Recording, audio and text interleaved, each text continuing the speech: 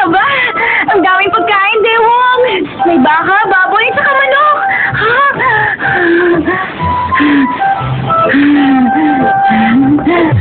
Nasa kabilang building lang yung pupuntahan nating audition. Kaya kung kakain tayo dito, hindi tayo mahuli. Kumuha siya nang hindi nagpapaalam, oh. Ako din. Oo, teka. Hindi pwede. Wag, ibalik mo yan. Bakit? Nakikita mo ba yun? Kapag gusto mo makalampas dun, kailangan mo magbayad. Dapat meron ka nito. Kung hindi ka makakalabas. Kung ganun, bigyan mo ako nito. Hindi pwede. Wala ka naman credit card eh. May bank account ka ba? Wala. May trabaho ka ba? Wala. Kaya hindi ka pwedeng magkaroon nito. Kung ganun, gamitin natin to sa'yo. Hindi na gumagana to. Pinaputol ko na to. Ano ba naman yan? Hindi ko rin pala makakain to. Pero pwede ka naman tumikim. Alam mo bang may paraan para makakain ka ng libre? Sige, pag may nakita kang gusto mo, kainin mo. Kahit ano? Pwede kong kainin? Pero isang beses lang kumuha yung iba.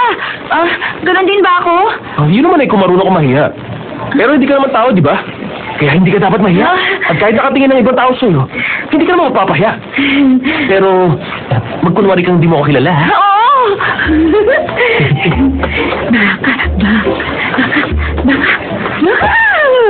Tikman mo to. Masarap to. Nag-i-enjoy siya.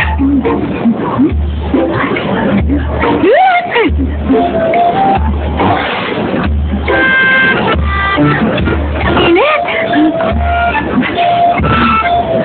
Habang kumakain siya, aakit muna ako sa mga makeup.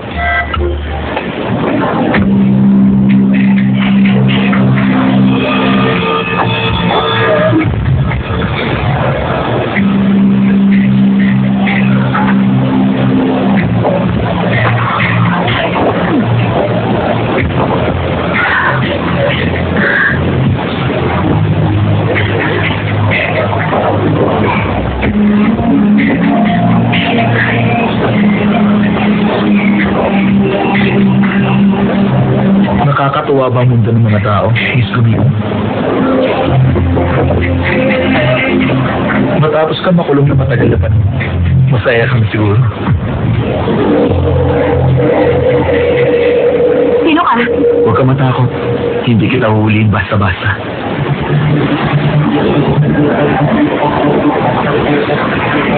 Subukan mo akong hanapin. Nasaan ka? Tignan natin kung mamumukaan mo ako sa dami ng tao dito.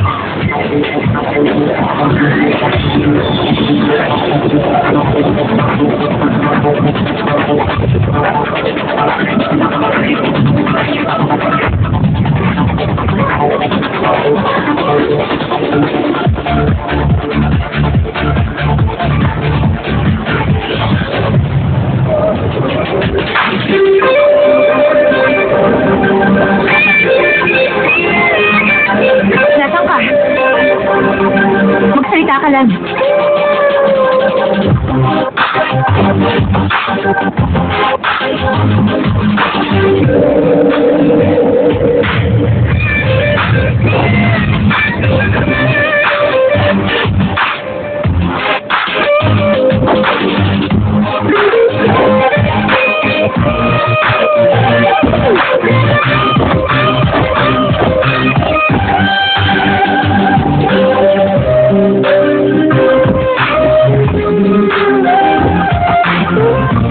Ikaw ba yung kumakausap sa akin? Ako nga nakikipag-usap sa'yo.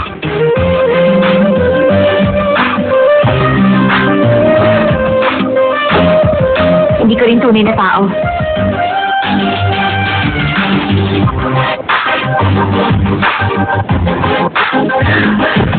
Tama nga ako. Hindi ikaw ang babaeng nakilala ko noon. Ikaw ba yan, Dewong? Oh, Donna! Kildal, kung ganun, goblin na maging itsura ko dati. Kung ganun, goblin ka rin? Pero, parang gano'n, pero hindi naman. Mas mahina ka pala sa akin. Kala ko naman, nandito ka para hulihin ako. Tinakot mo ako, ha? Sa totoo lang, malamang mas mahina ka sa akin. Dahil sa ngayon, wala sa'yo ang bid mo. Ay, Sa sobrang hina mo, hindi mo nakita kagad ng tunay kong anyo. Kung sinubukan kitang hulihin, malamang, nahuli na kita. hindi malayo sa akin ang bid ko. Malapit lang siya. Habang nag-uusap tayo ngayon, hindi ba dapat doon tayo sa loob nag-uusap? Ayoko na bumalik sa pinanggalingan ko. Ang tagal ko nakakulong. Mas okay kung babalik ka na. Dahil hindi ka nararapat dito. Ayoko nga. Puntahan mo na ngayon ang bid mo. Kung bigla siya lumayo, anong gagawin mo? Nangako siya na hindi niya ako iiwan. Naniniwala ka? Sa taong yun? Dahil mas matagal na ako dito sa mundong ito kaysa sa'yo, papayuhan kita. Huwag kang maniniwala sa pangako ng tao. Sige, alis na ako. Tandaan mo, mahanap kita ulit.